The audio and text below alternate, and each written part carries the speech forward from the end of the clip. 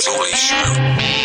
About news. Here is an illustrated summary of the news happenings. I've noticed one of the biggest tools of the left, mockery, defamation, and just sort of cultural pressure to groupthink.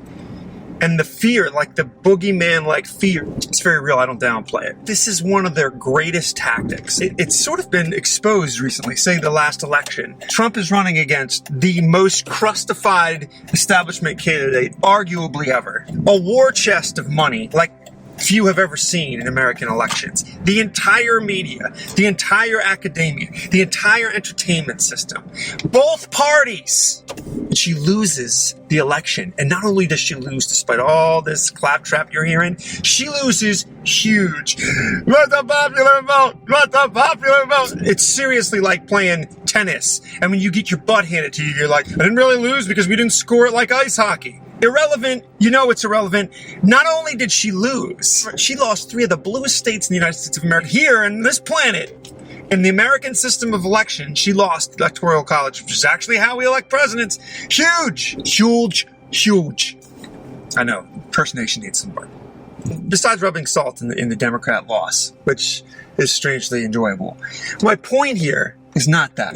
My point is that all the polls were wrong, all the sentiment was wrong, all the tea leaves wrong. Why? Now, yeah, there's a huge bias in the media. Academia is an incubator. It's all groupthink on the left. They believe what they want to believe. There's a lot of delusion. All that's true. It's also the power of mockery and the power of fear, of thinking out of step, not agreeing with the herd. It's powerful. It's one of the left's biggest tools. And I think that's why when people went into that booth, pulled that lever, outside of the reach, the ugly, horrible reach of that high school peer pressure to the 10th power. Now, after the election, the left has doubled down on this. It's even worse now.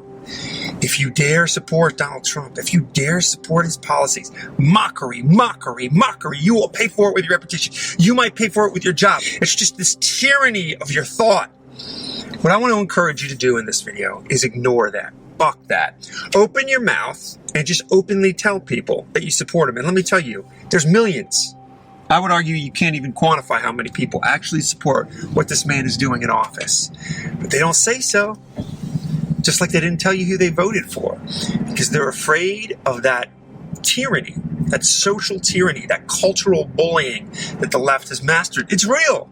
You got to have a lot of stones to stand up to it. You got to have a certain disposition. But I want to encourage you when you're around your colleagues, when you're in your classrooms, within reason, because these people know no bounds, and they will fail you. Your professors will fail you. That's real.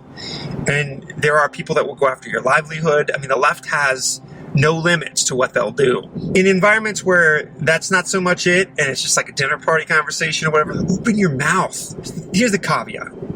I don't support necessarily the personhood of Donald Trump. There's a ton of things about this man that I don't agree with, don't align with my worldview. I'm not condoning tons of things, character flaws.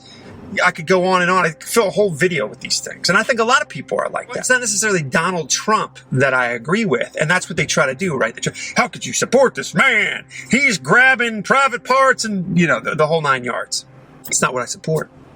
I support the policies. I support the ideas. I support the legislation. I support these things because they're correct, or at least they're a lot closer to correct than the previous administration, and certainly more correct than what the Democrats are offering. That's what I support. And there's no shame in that because I'm right.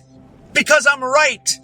And millions and millions and millions and millions of Americans cower under this cultural bullying because they fear it. Have some courage. Stand up to it. Because here's the little secret, and this is true. Lean in and listen to this.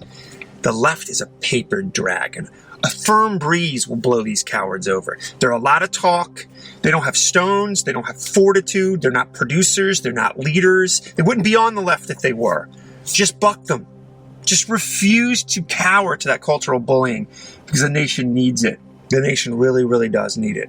The left is able to create a veneer of influence, a veneer of power, a massive footprint that is largely fake on our culture.